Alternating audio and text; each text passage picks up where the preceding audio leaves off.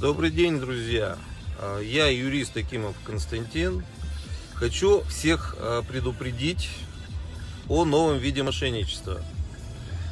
Что у нас происходит? На вашу карту приходят денежные средства от неизвестного лица в размере 1,5, 2, 3 тысячи рублей. После этого звонит милая девушка, либо мужчина-инвалид, слезно просят вернуть эти денежные средства, потому что у них маленькие дети, им кушать нечего, на лекарства денег не хватает. Вы, как порядочные люди, естественно, эти денежные средства возвращаете. Но что происходит потом? А потом ваша карта автоматически привязывается к бизнес-аккаунту, и у вас проходит ежемесячное списание точно такой же суммы.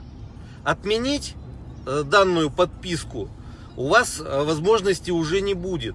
И единственное, как от нее избавиться, это только заблокировать свою карту и открыть новую. Будьте осторожны, не попадайтесь на уловки мошенников. Отправьте данное видео всем своим друзьям. Удачи!